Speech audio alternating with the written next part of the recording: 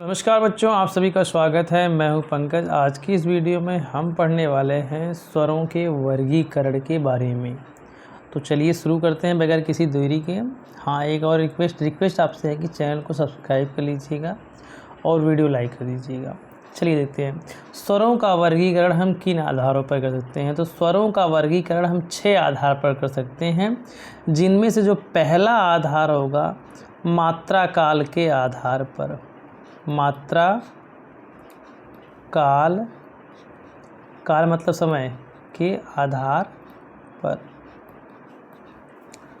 बेटा मात्रा काल के आधार पर पहला वर्गीकरण करेंगे। जो पहला वर्गीकरण मात्रा काल के आधार पर होगा उसके 2 भेद हैं। स्वरों के कितने बेटा 2 हैं। कितने बेटा 2।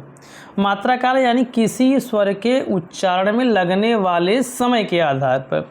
अगर कोई स्वर एक मात्रा काल में बोला जा रहा है तो वो एक अलग कैटेगरी में आ जाएगा। अगर कोई स्वर दो मात्रा काल में बोला जा रहा है तो वो अलग कैटेगरी में आएगा। तो कितने भेद हो गए बेटा? इसके 2 भेद हैं। पहला आपका है ह्रस्व स्वर। क्या है बेटा? ह्रस्व स्वर यानी एक मात्रिक। दूसरा आपका है दीर्घ स्वर। दीर्घ स्वर अभी इसको कर लेते हैं, बोलेंगे, पढ़ेंगे, डिटेल में पता चल जाएगा क्या है। ह्रस्व स्वर जैसे है आपका अ, ई, उ और ये आपके हैं री। इन्हें बेटा एक मात्रिक स्वर भी कहते हैं। पेपर में पूछ सकता है एक मात्रिक स्वर कौन कौन से हैं, तो आप कह देंगे अ, ई, उ, री 4। एक मात्रिक यानी एक इनके उच्चारण में एक मात्रा का समय लगता है। अ, ई, उ, री। दीर्घ स्वर जैसे हैं आ, आप बोलेंगे आ, तो इसमें क्या है 2 मात्रा का समय लगता है, 2 मात्रा काल का समय लगता है।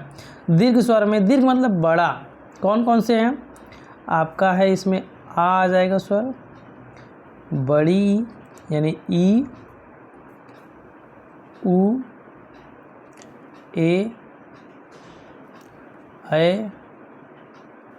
ओ, औ। ठीक है बेटा।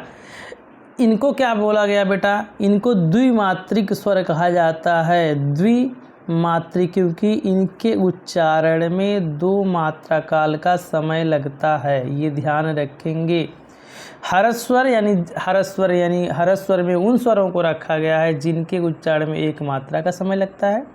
दीर्घ स्वर में वे स्वर हैं जिनके उच्चारण में 2 मात्रा काल का समय लगता है। 2 ही भेद हैं, ह्रस्व और दीर्घ। किसके आधार? मात्रा काल के आधार पर या फिर उच्चारण काल के आधार पर।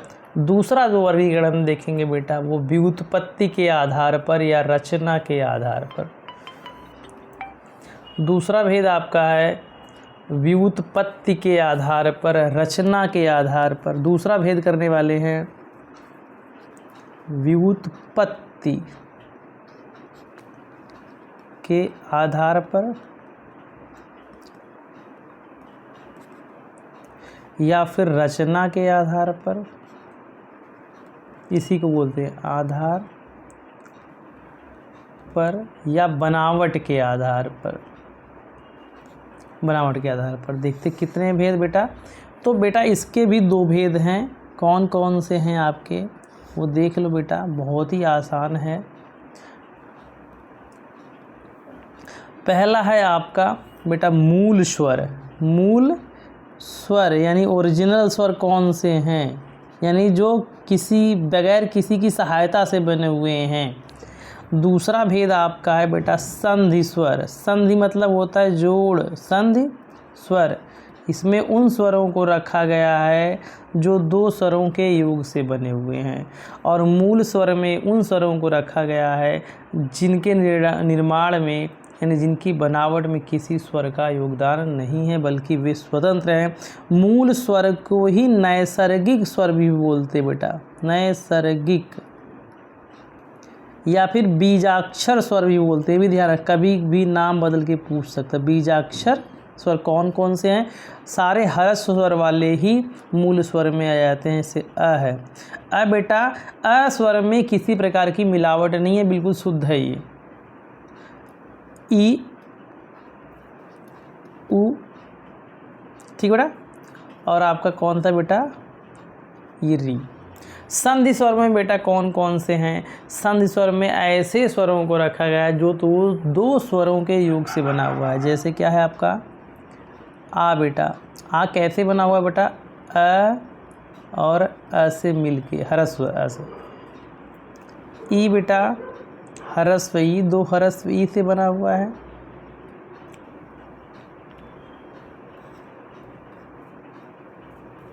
और आपका ऊ है हरस्व ऊ, दो हरस्व ऊ। तीसरा क्या है आपका? अगला चौथा ए, अ और ई मिले हुए हैं इसमें, यानी अ और ई के बीच में संधि हुई है बेटा। अ और इसमें हरस्व ए है, इसीलिए इसे संधि स्वर कहा गया बेटा ना। बेटा देखो ओ, अ और ऊ है इसमें। औ में बेटा देखो औ जो है संधि स्वर है अ प्लस ओ से बना हुआ है। तो ये हमने देखा।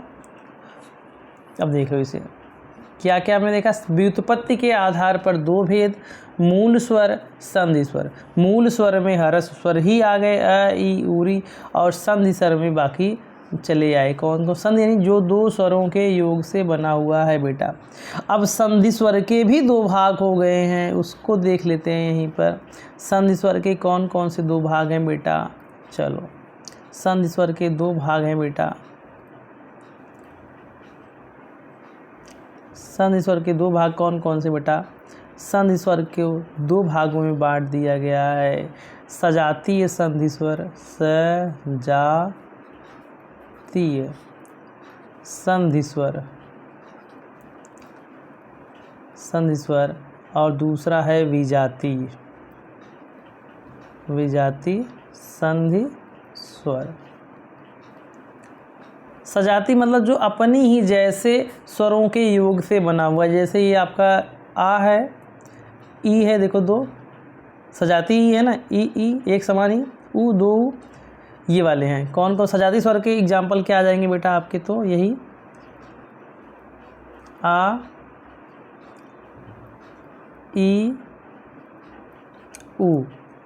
अब बेटा विजातीय संधि स्वर, विजातीय संधि स्वर यानी ऐसे स्वर जिनमें एक स्वर अलग है, एक स्वर अलग है। जैसे देखो यहाँ पर देखो आपका ए, देखो अ और ई से बना हुआ है, ये वाले से ऐसे। वैसे ही अ और ए से, ओ अ और ऊ से, औ अ और ओ से। तो ये हो गई, ये चारों आपके, ये चारों यहाँ से लेके यहाँ तक विजातीय में हो जाएंगे।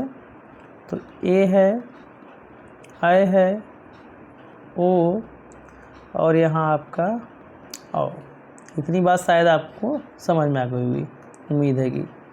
अब जो विजातीय संधि स्वर हैं बेटा, उसके भी पार्ट कर दिए गए हैं।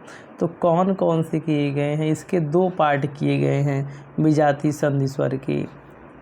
विजातीय संधि स्वर के दो पार्ट किए गए हैं बेटा। कौन कौन से हैं? पहला पार्ट इसका है, पहला वर्गीकरण किया गया है कि गुण संधि स्वर, यानी गुण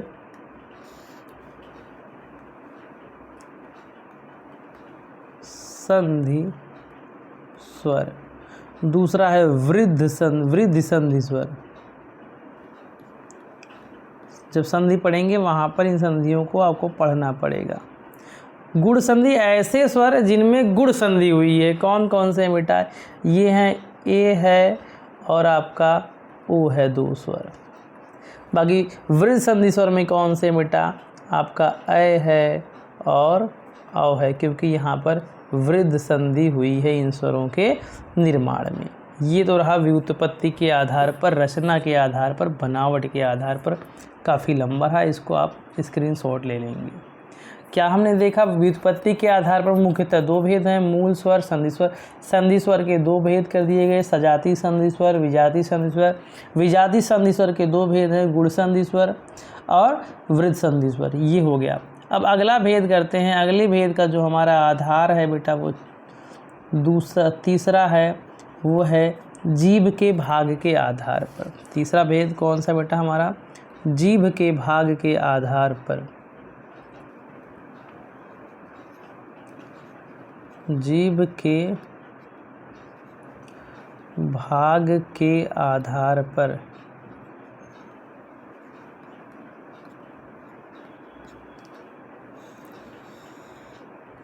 तो जीभ के भाग के आधार पर बेटा स्वरों के 3 भेद हैं। पहले हम देख लेते थोड़ा सा एक चीज़, जैसे एक आपकी ये बनाई जाए, जैसे कि आपकी ये मान लो कि ये जीभ है,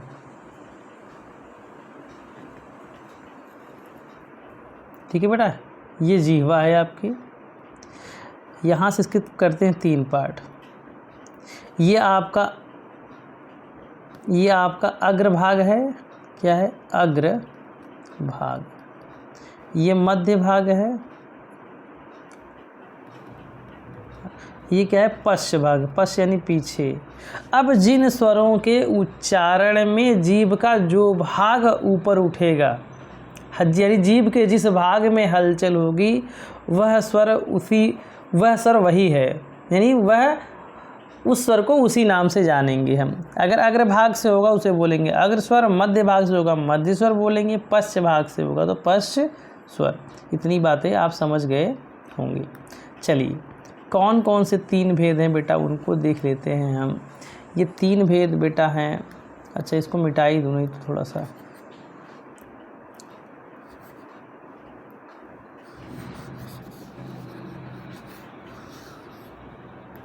कौन कौन से 3 भाग हैं। बहुत ही इजी है भाई, हिंदी व्याकरण को रटना नहीं है हमें। हिंदी व्याकरण बिल्कुल भी रटने वाली चीज़, समझने वाली चीज़ है, वैज्ञानिक भाषा है ना, इसीलिए 3 भाग हैं बेटा।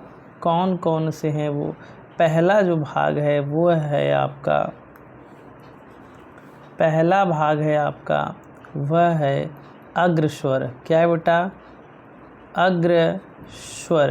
अग्र मतलब जो जीभ के आगे भाग से बोला जाएगा, यानी जब अग्र स्वर का उच्चारण होगा बेटा तो जीभ का जो आगे वाला हिस्सा है वह ऊपर उठता है, उसमें हलचल होती है। वे स्वर कौन कौन से हैं बेटा, तो इसको यहाँ लिखते हैं नीचे थोड़ा सा।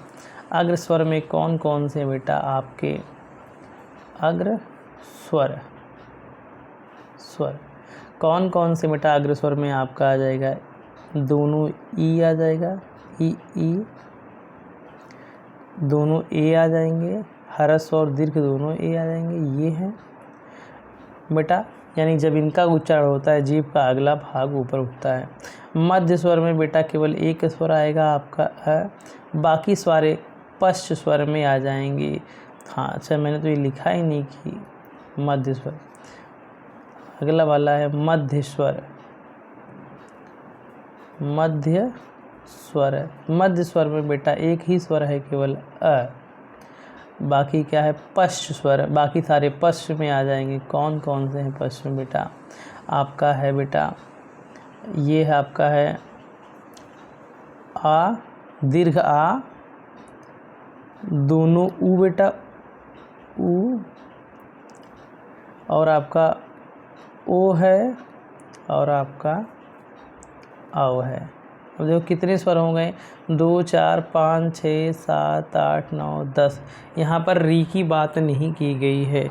री को अशुद्ध स्वरों में गिना जाता है, क्योंकि री का जो उच्चारण है बेटा वो अब पहले रहा होगा, उसका री का उच्चारण क्या है जो हम री लिखते हैं, ये वाली बेटा री, ये अब इसका उच्चारण क्या किया जा रहा है, बदल गया है उच्चारण। रियल में वास्तव में क्या ये स्वर, इसकी ध्वनि कैसी थी किसी को पता नहीं है। ऐसा व्याकरण जो हमारे विद्वान हैं वो सब बताते हैं, तो इसका ध्यान रखना है। इसको यहाँ पर कहीं मैंने बुक में ढूंढा, नहीं मिला, बाकी आगे मिलेगा मैं बताऊँगा आपको।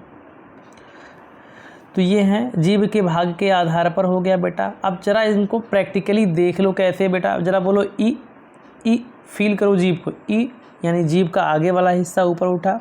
अब बोलो अ यानी मध्य वाला, ओ देखो कंठ से यहाँ से जीभ में यहाँ हलते, ओ यानी पश्च भाग में आ, जब इसको बोलते आ, ऊ, ओ, औ, वहीं अ, वहीं ई, ए। तो यहाँ पर आपने देखा अग्र स्वर, मध्य स्वर, पश्च स्वर। हाँ तीसरा भेद जो है पश्च स्वर बेटा, इसको मैंने लिखा ही नहीं, पश्च स्वर। बाकी के इसके 3 पार्ट और रह गए बेटा, वो अगली वीडियो में मैं करा दूंगा, वीडियो कुछ ज़्यादा ही लंबी हो जाएगी। तो अगर वीडियो अच्छी लगी हो तो आप चैनल सब्सक्राइब कर लें, कमेंट करें जैसा भी रिस्पॉन्स आपका रहा हो। और 3 भाग और हैं जिन मतलब स्वरों के वर्गीकरण के 3 आधार और हैं, उस पर कराएंगे। तीनों कौन से हैं बेटा? एक है तो आपका मुखाकृति के आधार पर है, एक आपका बेटा एक है ओष्ठाकृति के आधार पर है, एक है उच्चारण स्थान के आधार पर। इन तीनों को मैं अगली वीडियो में कराऊंगा। वीडियो काफ़ी लंबी हो जाएगी। तब तक के लिए बाय बाय। चैनल को सब्सक्राइब करना ना भूलें। धन्यवाद।